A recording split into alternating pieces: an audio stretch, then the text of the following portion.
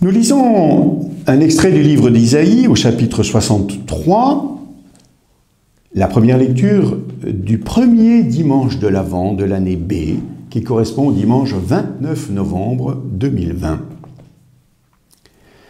Vous le savez peut-être, le prophète Isaïe est un livre qui a 3 parties. Certains pensent d'ailleurs qu'il y a 3 auteurs différents qui ont été associés en un seul volume. Et la 3e partie du livre du prophète Isaïe dit l'universalité du salut.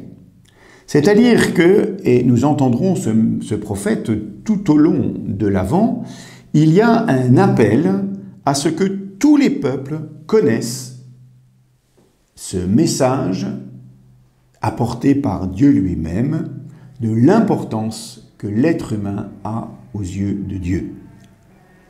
C'est un appel confiant et nous avons ici, dans le passage que nous venons d'entendre, la reconnaissance double en réponse à cet appel. D'abord, le peuple reconnaît que Dieu est son Père. Et deuxièmement, ce peuple reconnaît qu'il s'est égaré loin de son Père. D'abord, il reconnaît que Dieu est son Père. Nous avons déjà posé cette question, d'où venons-nous, où allons-nous? Et fondamentalement, que ce soit dans notre expérience personnelle ou dans l'expérience commune que nous pouvons avoir, nous pressentons que notre origine se trouve dans le Créateur.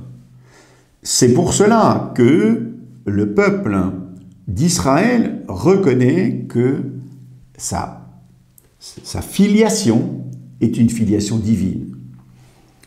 Le récit de la création de l'être humain, Adam et Ève, dans le livre de la Genèse, est un récit poétique qui exprime justement cette ascendance que nous avons, notre ascendant étant Dieu lui-même, d'où nous tenons la vie, de qui nous tenons la vie et à qui nous sommes invités d'ailleurs à la rendre.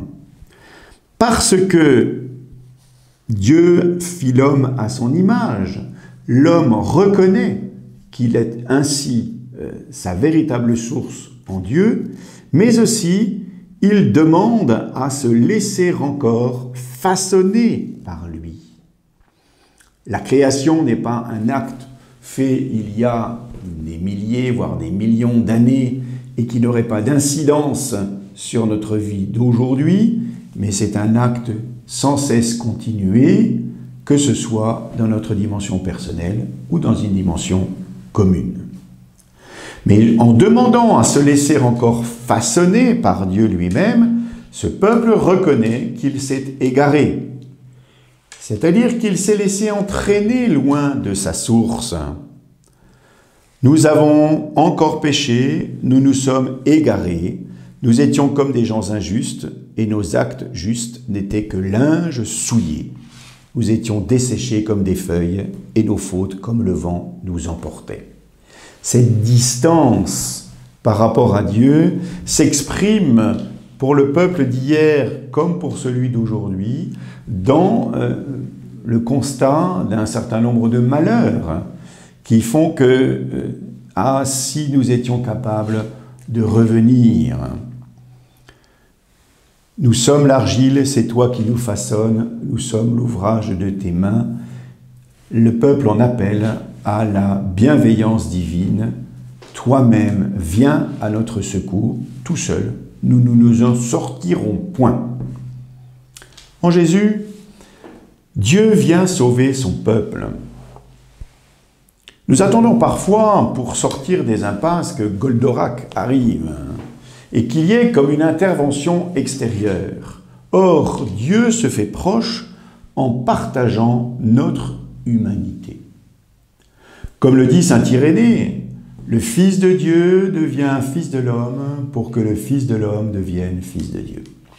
Il y a ainsi quelque chose de fort pour nous. Nous savons très bien que les faiblesses humaines ne nous permettent pas, malgré tous les beaux projets, toutes les belles réalisations que nous pouvons avoir, que la faiblesse humaine ne nous permet pas de nous tirer totalement de toutes les difficultés. Nous le voyons bien avec l'épidémie qui a frappé et qui continue de frapper notre planète. Nous avons beau faire ce que nous pouvons, eh bien nous ne pouvons que constater notre faiblesse. Et même si un jour nous trouvons un remède miracle ou un vaccin, eh bien d'autres épidémies pourront venir, d'autres épreuves pourront venir. Par sa propre force, l'homme est incapable de se tirer de la condition humaine malgré tous ses désirs et tous ses rêves. C'est parce que Dieu vient jusqu'à nous, qu'il partage notre humanité, qu'il vient, pour reprendre une expression de saint Paul dans la lettre aux Philippiens, nous enrichir de sa pauvreté, que nous découvrons alors le moyen d'échapper, ou plutôt de transformer notre condition humaine, en jetant d'ailleurs un autre regard sur ce qui fait la vraie dynamique de la condition humaine. Très souvent, nous sommes bloqués simplement dans l'aspect matériel des choses, et voilà que le Christ vient nous redire quel est le vrai chemin qui mène à la plénitude, à la joie. Quel est le vrai chemin qui mène au bonheur auquel nous aspirons? Ce chemin, plus que l'accumulation des biens, est le chemin de la justice, c'est-à-dire de l'ajustement au dessein de Dieu, au plan de Dieu. D'abord en reconnaissant l'écart que nous avons entre ce dessein et nous. Car si nous sommes enfermés dans notre propre petite conception des choses, nous ne voyons pas que nous nous égarons. Il nous est bon, et c'est un des buts du temps de l'Avent, de reconnaître la distance qui existe entre ce qui va véritablement combler notre vie et notre manière actuelle de vivre. Cette distance, elle est par exemple liée au mépris de ceux qui sont à nos côtés ou à l'ignorance de ceux qui sont à nos côtés. Cette distance, elle est dans la seule attraction sur notre propre personne, qui fait que du coup, le reste importe peu, et Dieu lui-même importe peu. Reconnaître cette distance nous est salutaire, non pas pour déprimer en nous disant « mais finalement nous sommes nuls », mais au contraire pour solliciter encore le don que Dieu nous fait et découvrir que parce qu'il est proche, c'est lui qui va nous entraîner véritablement à la vie. Il nous appelle d'ailleurs, le Christ Jésus nous appelle à donner sa vie. Et c'est dans ce don-là que nous connaîtrons alors la joie. Nous allons dans quelques semaines l'accueillir en la fête de Noël. Cela transforme notre vie, car nous ne serons plus seuls à vivre et nous serons capables alors de le donner.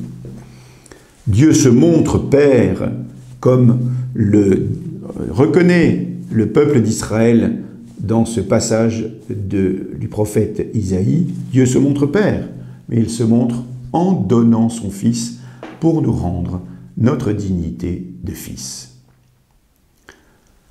En question pour notre réflexion d'aujourd'hui, attendons-nous vraiment un Sauveur?